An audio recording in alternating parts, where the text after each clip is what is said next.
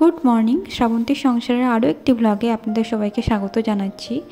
আপনারা সবাই কেমন আছেন? আশা করি ভালো আছেন, সুস্থ আছেন। আমরাও বেশ ভালো আছি। তো আজকের দিনটা হলো রবিবার এবং ঘড়িতে বাজে ঠিক 6:30। তো আজকে ভেবেছিলাম একটু সকাল সকাল উঠে নিজের কাজগুলো কমপ্লিট করে আমার এডিটিংটা কমপ্লিট করব। যেহেতু কালকে রাতে খুব টায়ার্ড ছিলাম, তাই আর এডিটিং করিনি, ঘুমিয়ে গেছিলাম। ভেবেছিলাম আজ সকালে সব কাজগুলো করে নিয়ে এডিটিং করব এবং ভয়েস ওভার দেবো। তো আমি ওঠার 2 মিনিট পরই দেখি উনি উঠে গেছেন। তাই ওকে কোলে নিয়ে কাজ করতে করতে আজকের দিনটা শুরু হলো। তো শুরু করা যাক আজকের ব্লগটি। আশা করছি আপনাদের দেখে সবার ভালো লাগবে। যতই ভাবি রাত জেগে এডিটিং না করে ভোরে উঠে করে নেব, কিন্তু এর জন্যই আমি আর সেগুলো করে উঠতে পারি না। আমি উঠলেই তার 2 মিনিট পর কী করে যে ঘুম ভেঙে যায় আর কী করে যে বুঝতে পারি ওই জানে। আজ তো ঘুম ভেঙে আর কিছুতে নামতেই চাইছিল না, তাই ওকে কোলে নিয়েই সব কাজ শুরু করলাম, নইলে অনেক দেরি হয়ে যাচ্ছিল। আমি তো ভাবছিলাম ও বোধহয় ঘুমিয়ে গেছে কোলের মধ্যে, তাই ওকে ভাবলাম আবার শুইয়ে দিয়ে আসি। কিন্তু যখন ভিডিওটা বন্ধ করে দেখতে যাই যে ভিডিওতে দেখি কি করছে ও, তখন দেখলাম ও চুপচাপ আমার কাজগুলো দেখছে। তাই আবার জানলার কাছে গিয়ে ওকে কিছুক্ষণ ঘুম পাড়ানোর বৃথা চেষ্টা করে আমি চলে গেলাম ওর বাবার কাছে দিয়ে আসতে। কিন্তু সেখানে যেও কোনো লাভ হলো না, ও তো নামলোই না কোল থেকে। তাই ওকে একটু মুড ফ্রেশ করিয়ে ব্রাশ করিয়ে নিই। কদিন ওয়েদারটা ঠিক বুঝতেই পারছি না, কখন রোদ উঠছে কখন বৃষ্টি হচ্ছে। আগের দিন রাত্রে দেখো এত বৃষ্টি হয়েছে যে ঠান্ডা লাগছিল, তাই ওকে বাধ্য হয়ে ফুল হাতা জামা ফুল প্যান্ট পরিয়ে রাখতে হয়েছিল সারা রাত ধরে।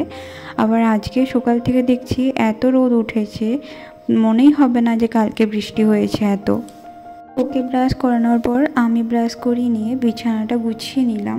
এরপর চললাম আগের দিন রাতের কেচে রাখা কাপড়গুলো মেলতে এবং সাথে ওকেও নিয়ে নিলাম, তাহলে ও একটু ব্যস্ত থাকলে কান্নাকাটিটা কম করে।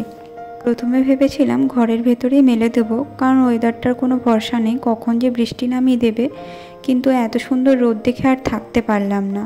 তবে হাওয়া দেখছো, কোনোভাবে মেলতে পারছি না, এত প্রচণ্ড হাওয়া দিচ্ছিল। মনে হচ্ছিল শেষ পর্যন্ত কাপড়গুলো থাকলে হয়। তাও সব কাপড়গুলো বাইরেই মেলে নিলাম, কারণ তাড়াতাড়ি শুকিয়ে যাবে, ঘরে থাকলে হয়তো সেটা টাইম লাগবে। সব জামা কাপড় তাড়াতাড়ি মেলে চলে গেলাম রুমের মধ্যে। বাবুকে এবার খাবার খাওয়াতে হবে, তো ওকে খাবার খাইয়ে চলে গেছিলাম আমাদের ব্রেকফাস্ট তৈরি করতে। আর আমাদের ব্রেকফাস্টে ছিল আজকে মুসেলি প্লাস কর্নফ্লেক্স। যেহেতু আজ থেকে কথা হয়েছে যে আমরা আজ থেকে আর চাটা কম করব, চাটা সকালবেলায় স্কিপ করে যাব। দেখা যাক এবার সেটা কতদিন রাখতে পারে কথাটা। যাই হোক, আজকের দিনটা তো এইভাবে শুরু হলো। তো চলো, ব্রেকফাস্ট খাবার পর চলে যাচ্ছি রান্নার কিছু জোগাড় করতে।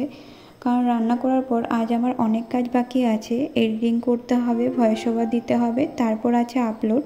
তার মাঝে তো সংসারের যাবতীয় কাজ আছে, বাচ্চাকে দেখাশোনা আছে, সমস্ত কিছুই কাজ পড়ে রয়েছে। তাই কোনো রকম বেশি কিছু রান্নার ঝামেলা না রেখে তাড়াতাড়ি কিছু রান্না করে সেগুলো জোগাড় করে নিতে চলে গেছিলাম রান্নাঘরে। তো আগের দিনের অনেকটা পোস্ত বাটা ছিল, যার ফলে কিছুটা ফ্রিজে রেখে দিয়েছিলাম। সেটার জন্য ছোট ছোট করে আলু কেটে নিচ্ছি, পোস্ত করে নেব এবং করে নেব সয়াবিনের সবজি। আর সকালে যেহেতু বেশি কিছু ব্রেকফাস্টে করিনি, সিম্পলের মধ্যে রেখেছিলাম, তাই বাবুকেও কিছুক্ষণ পরে খাইয়ে নিয়েছিলাম কলা। মাঝখানে একবার খেয়ে নিয়েছিল দুধ বিস্কিট। তো খাবার পর চলে গেছিলো তোর বাবা ডিউটি। আর ডিউটি চলে যাওয়ার পর এবার আমার কাজগুলো শুরু হবে। অনেক কাজ আছে, জানি না কিভাবে কি কমপ্লিট করতে পারবো। তো দেখতে থাকো তোমরা। আর আজকের ওয়েদারটা দেখছো, সকালবেলায় দেখলে কি সুন্দর ঝলমলে রোদ ছিল, আবার এখন দেখো এত মেঘ করে এসেছে। ভয় লাগছে জামা কাপড়গুলো না ভিজে গেলে নয়, যতটা শুকিয়েছে তাই ততটাই তুলে নিতে চলে গেলাম। চলো, জামা কাপড় তুলে আমি চলে যাব আমার কাজ করতে। আমার অনেক কিছু কাজ বাকি আছে এডিটিংয়ের। আর আমি সকালবেলা কেন কাজ করতে পারি না সেটা তোমরা দেখতে পাবে আর একটু পরেই। ওই জন্য আমি চেষ্টা করি রাত্রেবেলায় ভিডিও করে নিতে।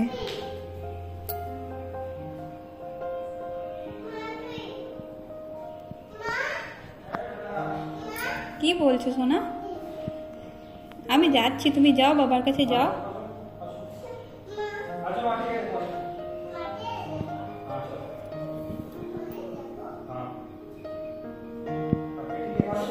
তো দেখতে পেলে এই জন্যই আমি সকালবেলায় কিছু ভিডিও এডিটিং করতে পারি না। রাত্রিবেলায় ঘুমিয়ে যাওয়ার পর যখন শান্ত পরিবেশ হয়ে যায় তখনই একমাত্র এডিটিং করতে পারি। আর এরপরও ঘুমিয়ে যাই দুপুরবেলায়। তাড়াতাড়ি ঘুমিয়ে যাওয়ার ফলে আমি ওষুধ বা জল কোনো কিছুই খাইয়ে উঠতে পারিনি ভাত খাবার পর। তো তারপর ঘুম থেকে উঠে ওকে ওষুধ খাইয়ে নিয়েছিলাম আর জলও খাইয়ে নিয়েছিলাম। এরপর ও ক্যামেরার মাধ্যমে ওর মাকে খুঁজে বেড়াচ্ছিল, ওর মা কী করছে সেটা দেখছিল।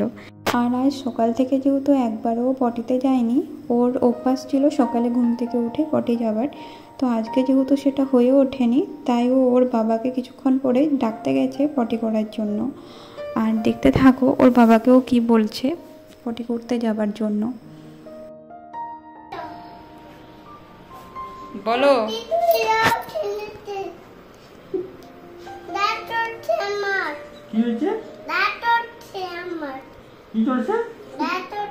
গ্যাস হচ্ছে আমার। গ্যাস হলে পটি করতে হয়? হ্যাঁ, প্যান্ট খোলো, প্যান্ট খোলো, প্যান্টটা খোলো। চলো খুলে দিই, এসো খুলে দিই এসো। আচ্ছা, এখানে বলে রাখি পটি করানোর দায়িত্বটা ওর বাবার। এখানে বাড়িতে আমি করিয়ে দিই, কিন্তু এখানে দায়িত্বটা ওর বাবার কাঁধে পড়েছে, তাই ওর বাবাকেই ও বলছিল। তো চলো, ও যতক্ষণ পটি করছে আমি এদিকে আমার জামা কাপড় যেগুলো সকালবেলায় উঠিয়ে এনেছিলাম সেগুলো সব গুছিয়ে নিচ্ছি, কারণ তারপর আর আমি সময় পাইনি, তো এগুলো গুছিয়ে নিচ্ছি। ওর পটি হবার পর ওর মনে পড়েছে যে ওকে সকালবেলায় বলা হয়েছিল যে আজকে লেবু খাবে, আর ও লেবু খেতে প্রচণ্ড ভালোবাসে, তাই আগেই চলে গেছিল লেবু নিতে। কেমন করে ছুলে দেখাও, হাতে কথা কামড় দাও, হাতে কথা কেমন করে ছুলে, কেমন করে ছুলে, কেমন করে ছুলে,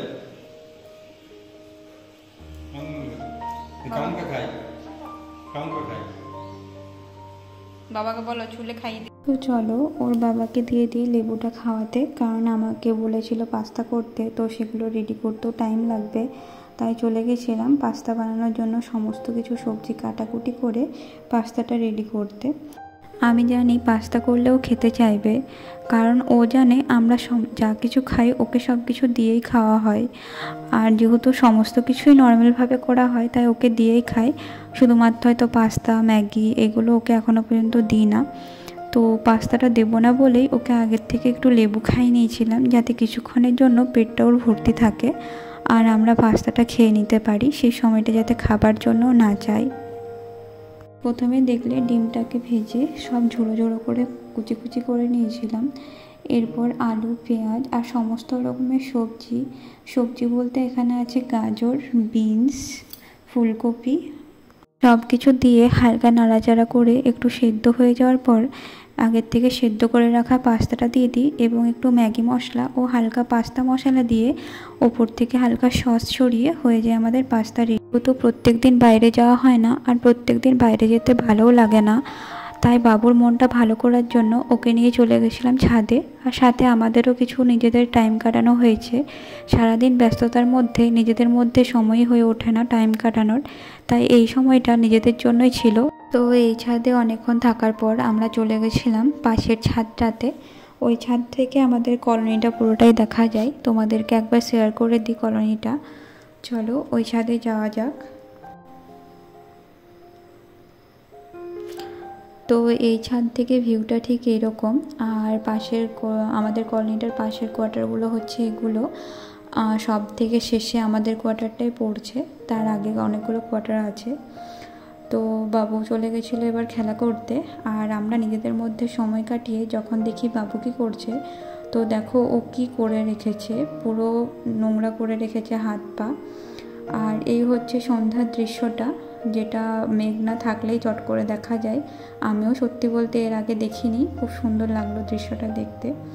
তো চলো এবার আমরা নিচে যাব, অনেকটাই সন্ধে হয়ে গেছে, সন্ধে দিতে হবে এবার। তো এবার যাব সন্ধে দিতে, আর ওরা চলে গেল পাশের রুমে বাবুর কাকাইয়ের সাথে গল্প করতে।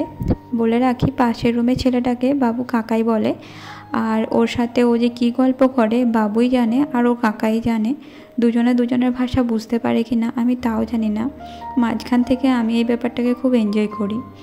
যাই হোক, এবার সন্ধে দেওয়ার সময় সন্ধে দিয়ে নিচ্ছি। সাথে বাবুও চলে এসেছিলো, ও ওখানে বেশিক্ষণ থাকেনি, কারণ বাবা আর কাকাই ব্যস্ত ছিল গল্প করতে, ওকে নিয়ে হয়তো কোনো কিছু খেলা করেনি বা ওকে নিয়ে কিছু গল্প করেনি, তাইও চলে এসেছিলো। আর এই ছিল আমার ছোট্ট করে এখনকার ঠাকুর ঘর, যেহেতু এটা 2-3 মাসের জন্য, তারপর আর থাকে না, তাই এটাই আমার এখন ছোট্ট করে ঠাকুর ঘর। তো আমার সন্ধে দেওয়া হয়ে গেছে, আর ওদিকে ওরা দুজন মিলে বেরোলো বাবুকে নিয়ে একটু ঘুরতে। বাবু যেহেতু সারাদিন বাড়িতে আছে আর ওরাও একটু বেরোতে যাবে বললো, তাই বাবুকে সাথে নিয়ে গেল যাতে আমি কাজগুলো করে নিতে পারি, রান্নাবান্না কমপ্লিট করে রেখে দিতে পারি। তাই ওরা চলে গেল ঘুরতে। এবার আমি শান্তভাবে সব কাজগুলো গুছিয়ে নিতে পারবো। তবে জানো তো, খুব খারাপ লাগে যখন চলে যাই, পুরো বাড়িটা খুব ফাঁকা লাগে, একদম নিস্তব্ধ। যখন সারাক্ষণ চিৎকার করে, সারাক্ষণ কোলে কোলে করে, তখন মনে হয় কেউ একটু নিয়ে যাক, কিছুক্ষণের জন্য নিজে একটু ফ্রি হয়। আবার যখন থাকে না অনেকক্ষণের জন্য, তখনও খুব ফাঁকা লাগে, মনে হয় কখন ওরা আসবে, তবে একটু ঘরটার মধ্যে কোনো কিছু শব্দ হবে, ওর আওয়াজ শুনতে পাবো, একটু ভালো লাগবে, ঘরটাকে ঘর বলে মনে হবে। যাই হোক, এবার আমি আটা মেখে নিচ্ছি। আটা মেখে নেওয়ার পর চলে যাব রুমটা পরিষ্কার করতে। যেহেতু সারা দুপুর রুমের মধ্যেই ছিল, সেই যতটুকু টাইম ছাদে গেছে সেটা ছাড়া বাকি সময় রুমেই ছিল, আর বিছানার মধ্যেই যত সব ওর খেলা, তাই বিছানাটা যাচ্ছে তাই অবস্থায় করে রেখে দেয়, যার ফলে সেগুলো এখন গুছিয়ে নেব। যেহেতু ওরা নেই, এই সময় আমি একটু ফাঁকা সময় পেয়েছি, এগুলো করে নিয়ে বাকি রান্নাগুলো করে নিতে হবে, তাই ওর খেলনাগুলো গুছিয়ে খাটগুলো গুছিয়ে নিচ্ছি একটু। যদিও জানি আবারও এসে সেই একই অবস্থা করবে, তবুও এরকম অগোছালো দেখতে একদম ভালো লাগে না। তাই যখনই সময় পাই বা সুযোগ হয় বা বিছানাটা পরিষ্কার রাখার, পরিষ্কার করে নিই। বিছানাগুলো পরিষ্কার করে চলে যাই আমি জল ভরতে, কারণ বোতলগুলোতে ফাঁকা হয়ে গেছিলো, জল ভরে রাখতে হবে। রাত্রে যতটা কাজ এগিয়ে রাখতে পারি ততটাই ভালো, কারণ ওরা এলে খাবার খাইয়ে বাবুকে ঘুম পাড়িয়ে আমার আবার শুরু হবে এডিটিংয়ের কাজ। সেই ঘুমোতে ঘুমোতে আমার রাত 1-2 বেজে যায় প্রত্যেক দিন এডিটিং করে। তাই যতটা চেষ্টা করি তাড়াতাড়ি করে নেবার, যাতে এতটাও দেরি না হয়, কারণ সকালে উঠতে আবার সেই দেরি হয়ে যাবে, আবার সেই সারা সকাল কাজ করতে প্রবলেম হবে। তো জলগুলো ভরে নিয়ে এবার চলে এসেছি রান্নাঘরে, সমস্ত কিছু মোছামুছি করে নিয়ে করতে শুরু করব রুটি, কারণ এবার অনেকটাই দেরি হলো, এবার ওদের আসারও হয়তো সময় হয়ে গেছে, তাই রুটিগুলো করে নিলেই ভালো হয়, এসে খাবার খাইয়ে দিতে পারবো।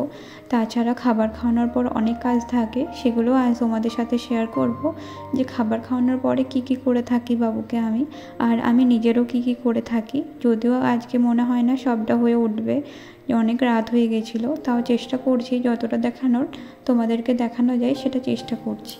তো চলো, আমার রুটি করাও হয়ে গেছে, আর শুনতেও পাচ্ছি বাইরে ওরা এবার চলে এসেছে, তাই রুটিটা কোনো রকম করে শেষ করে হটপটে রেখে চলে গেলাম দরজা খুলতে।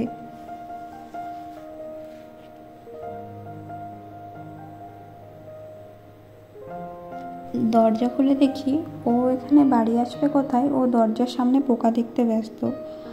তো যাই হোক, ওকে বাড়িতে এসে ওকে ড্রেস চেঞ্জ করিয়ে নিয়েছি, সাথে ওকে খাবারও খাইয়ে নিয়েছি। তারপর শুরু হয়ে গেছে ওর দুষ্টুমি। তো এবার ওকে ওষুধ খাইয়ে নেব, রাত্রের যে ওষুধগুলো ওর থাকে সেগুলো ওকে খাইয়ে নিচ্ছি। ওষুধ খাওয়ানোর পর জল খাওয়ানো আছে, ব্রাশ করানো আছে, জামা প্যান্ট চেঞ্জ করা আছে, এখনও অনেক কাজ বাকি আছে। তাই ওর বাবাকে বলেছিলাম একটু বিছানাটা পেতে নিতে, রাতে চেষ্টা করি কাঁচা বিছানায় শুতে, তাহলে ঘুমটা ভালো হয়। তাই চাদরটা চেঞ্জ করে নিচ্ছিল, আর এরপর বাবুকে ব্রাশ করিয়ে আমি চলে গেছিলাম রান্নাঘরে। আমার কিছু কিছু ধোয়া মোছা বাকি ছিল সেগুলো করতে। ধোয়া মোছাগুলো করে আমি রান্নাঘরটা পরিষ্কার করে নিয়েছিলাম। এরপর যাব সারাদিনে যা কাচাকুচি বাকি ছিল সেগুলো এবার কাচাকুচি করে নিতে, যাতে সকালে উঠে সব মেলে নিতে পারি। তাই কাচাকুচি করতে দিয়ে এলাম। এরপর আমি চলে গেলাম ব্রাশ করতে, আর ব্রাশ করতে করতে ওরা আমাকে এত ডিস্টার্ব করছিল, বারবার ক্যামেরার সামনে চলে এসেছিল।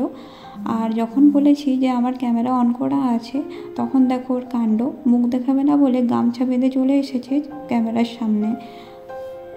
ও ব্যাট বল খেলছিল, বাবুকে একটু ব্যস্ত রাখছিল, যাতে আমি আমার বাকি কাজগুলো করে নিতে পারি এবং সব করে বাবুকে ঘুম পাড়াতে পারি। তাই চলে গেছিলাম নিজে ড্রেস চেঞ্জ করে ক্রিম মাখতে। আর দেখো, ক্যামেরা দেখলেই শুধু চলে আসে ডিস্টার্ব করতে। ও ক্রিম মেখে বাবুকে এবার ড্রেস চেঞ্জ করিয়ে নিই, ওকে ঘুম পাড়াবো। তো আজকের ব্লগটা আমি এখানেই শেষ করছি, তোমাদের কেমন লাগলো অবশ্যই জানিও। আচ্ছা, আর জয় রাধে তো পুরোটা বলো, জয় রাধে বলো, জোরে বলে দাও এটা।